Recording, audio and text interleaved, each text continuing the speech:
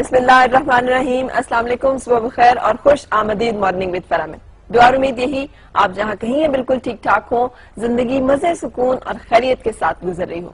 بہت ساری باتیں ہیں اچھی جن کی طرف بھی دیکھنا چاہیے, لیکن بہت ساری باتیں ایسی ہوتی ہیں جن کے اوپر ضرور رک کر غور کرنا چاہیے اور جن کے بارے میں ہمیں بہت سنجیدگی سے ایکشن بھی لینا ہوتا ہے. اس لیے کہ یہ تمام وہ باتیں ہوتی ہیں جو ہمارے کنسرن ہوتے ہیں, یہ تمام وہ باتیں ہوتی ہیں جو ہمارے لیے اہم ہوتی ہیں, اور جو ہمارے لیے اہم ہوتی ہیں ہمیں اس کو دوسروں میں بتانے میں کوئی آر اور جھجک نہیں ہونی چاہیے کہ یہ بات ہمارے لیے کتنی اور کس قدر اہم ہے, اور چونکہ یہ ہمارے لیے اہم ہے اس لیے اس بات کو اہمیت دی جانی چاہیے. مذہب ایک ایسا معاملہ ہے, ویسے تو آج کل کے دور میں جو نعرہ ہے وہ یہ کہ مذہب ہر ایک کا ذاتی معاملہ ہے اور اس کے نتیجے میں بھی ہر ایک شخص کو حق حاصل ہے کہ وہ جس طرح سے اسے پریکٹس کرے. یہ کچھ حد تک صحیح بھی ہے, لیکن اگر ہم دیکھیں کہ پچھلے کافی عرصے سے جو پریکٹس چل رہی ہے کہ اسلام اور اسلام کے جو معاملات ہیں ان کو جس طرح سے پورٹرے کیا جاتا ہے, جس طرح سے ان کے ساتھ کھلواڑ کیا جاتا ہے, کھیلا جاتا ہے, جس طرح سے ان کو مختلف جگہوں پہ توہین کا, تضحیک کا نشانہ بنایا جاتا ہے, اور پھر اس کے بعد اپنی اس روش کو وہ اپنی ایک اعتدال پسندی کو بھی کہہ کے منوا لیتے ہیں, اور اس کے ساتھ روشن خیال بھی وہی ثابت ہو جاتے ہیں, اور اس کے ساتھ معتدل مزاج بھی وہی ٹھہرتے ہیں. حالانکہ جتنا وائلنس اور جتنا اگریشن اور جتنی تضحیک اور توہین اسلام کی غیر مسلموں کے ہاتھوں ہوئی ہے, مسلمانوں کے ہاتھوں کسی غیر مسلم کی یا کسی بھی اور مذہب کی اس طرح کی تضحیک یا توہین نہیں دیکھنے اور سننے میں آئی. آج میں آپ کو اس کی کچھ پریکٹیکل مثالیں دکھاؤں گی, اور میں چاہوں گی کہ آپ انہیں محفوظ رکھیں اپنے پاس, اور جب آپ بھی جائیں مارکیٹ میں تو ان چیزوں کے اوپر بہت دھیان دیں اور ان کو بہت توجہ سے دیکھیں. میرے سامنے اس وقت یہ ایک رگ ہے, اور یہ رگ جو ہے یہ واش روم میں جو ہم ٹوائلٹس میں اپنے یوز کرتے ہیں, میٹس, یہ ان کے لیے استعمال ہوتی ہے. اس کے اوپر دیکھنے میں بظاہر ایک ایبسٹریکٹ ڈیزائن نظر آ رہا ہوگا آپ کا, لیکن اگر آپ اس ڈیزائن کو کلوز میں جا کے دیکھیں تو کوئی بھی شخص جو عربی سے ذرا سی دلچسپی رکھتا ہے وہ سمجھ سکتا ہے کہ یہ جو لفظ ہے یہ اس وقت اللہ لکھا ہوا ہے. جس طرح یہ بھی کیمرہ کلوز کر رہا ہے آپ کو شاید اس کے ساری جو لفظ ہیں, ساری جو اس کے حرف ہیں وہ سمجھ میں آ رہے ہوں. میں اس کو اٹھا کر بھی آپ کو دکھا دیتی ہوں.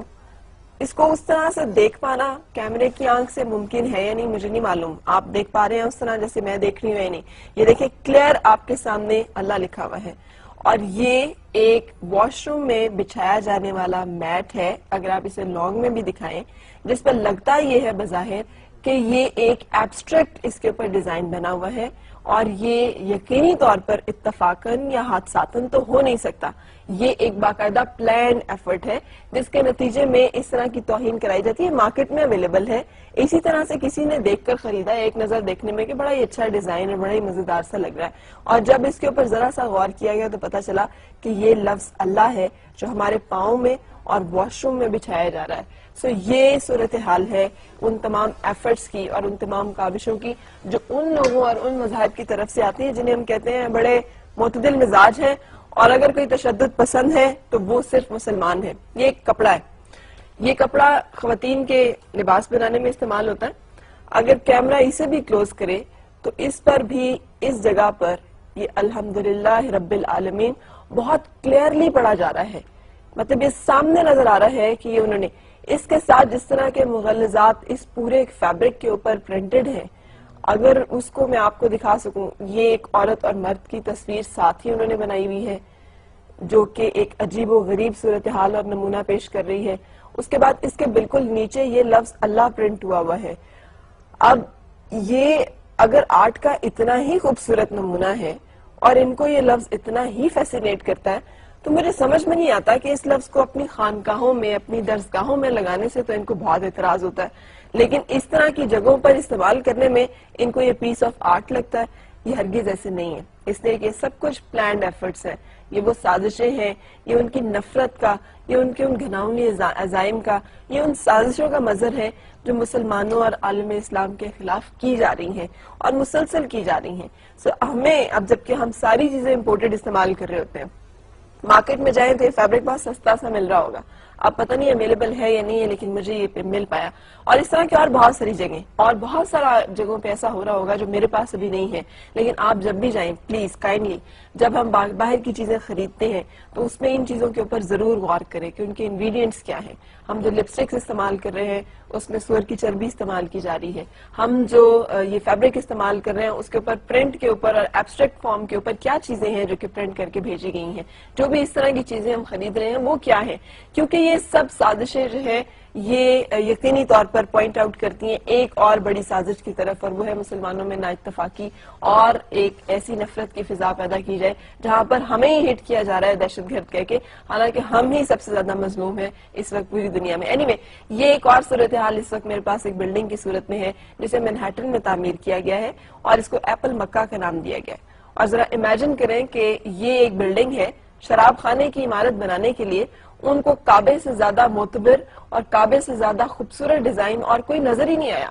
کوئی اور ڈیزائن ان کی نگاہوں میں جچا ہی نہیں کہ وہ اس کو شراب خانہ بنا سکیں۔ سو یہ ایک بلڈنگ جو تعمیر کی گئی ہے جہاں 24 گھنٹے شراب فروخت کی جا رہی ہے، کی جائے گی، اور جو کہبہ خانہ ہوگا یہ اس بالکل ایگزیکٹلی اس پیٹرن پر ہے جو کہ مسلمانوں کی مقدس ترین اور محترم ترین اور مکرم ترین عمارت ہے جسے ہم کعبہ کے نام سے جانتے ہیں، جسے ہم اللہ کا گھر جانتے ہیں۔ سو یہ تو ہیں وہ لوگ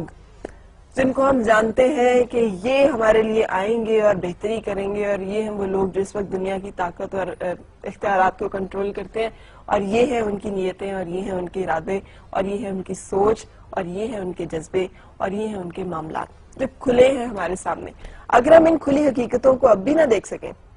تو میرا خیال ہے پھر ہم کبھی بھی نہیں دیکھ سکیں گے، اور اگر ابھی بھی ہم اپنے لیے کچھ ایسا نہ کر سکیں جس میں ہم ایک واضح سوچ کم از کم پیدا کر سکیں اور کچھ ایسے اعمال جو ہمارے کام آئیں، جہاں پر صرف پروٹیسٹ کرنے سے، صرف مذمت کرنے سے، صرف اس طرح کی چیزوں پر دکھ، کرب، تکلیف محسوس کرنے سے، صرف غم و غصے کا اظہار کرنے سے کام نہیں چلے گا، بلکہ اس سے آگے بڑھ کر ہمیں کچھ کرنا ہوگا، اور وہ ہے اپنے اندر طاقت پیدا کرنا، اتنی طاقت کہ ہمیں کمزور سمجھ کر ہمارے جذبات کو اس طرح مجروح نہ کیا جائے اور ہمارے مذہب سے اس طرح سے کھیلا نہ جائے، اور ہمیں صرف نادان سمجھ کر اور بیوقوف سمجھ کر ہمیں اس طرح سے استعمال نہ کیا جائے کہ ہمیں پوری دنیا کے چہرے پر دہشت گرد کی صورت میں مسلط کر دیا جائے اور پورٹرے کر دیا جائے اور ہم اس بارے میں کچھ کر بھی نہ سکیں۔ اور یہ سوچنے کی بات ہے کہ آخر ہم اتنے بے بس ہیں کیوں۔